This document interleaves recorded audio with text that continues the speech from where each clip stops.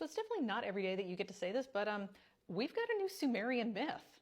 This new study that just dropped today is about the translation of this tablet, which turned out to have a fragmentary but brand new Sumerian myth. The tablet, seen here in a photo from 1956, was excavated in the 19th century by archaeologists working for the University of Pennsylvania, who were excavating at the ancient city of Nippur, which is located here today.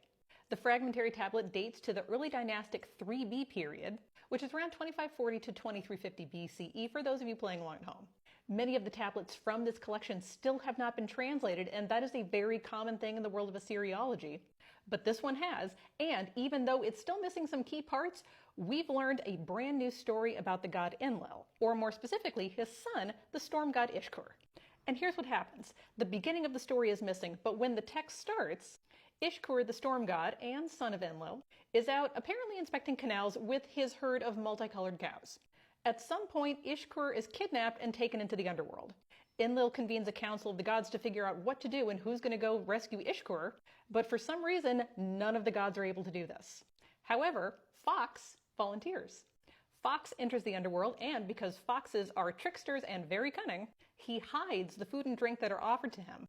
And that's where the tablet ends. The rest of it is missing, but it is a fairly safe assumption that because of Fox's cunning, he is able to rescue Ishkur, which then means that rain and crops and things can continue back on the surface.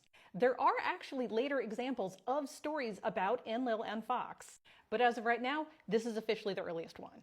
It also gives us some fascinating insights into Mesopotamian mythology, because this is one of the few examples where a storm god is actually a central character.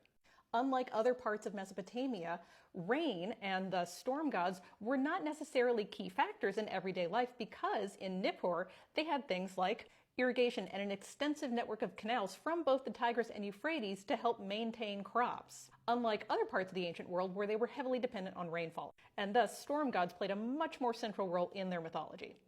So this is huge news in the world of Mesopotamian mythology, but it also really underscores how necessary it is to keep these kinds of studies going so we can translate even more of these tablets, even if they're super fragmentary.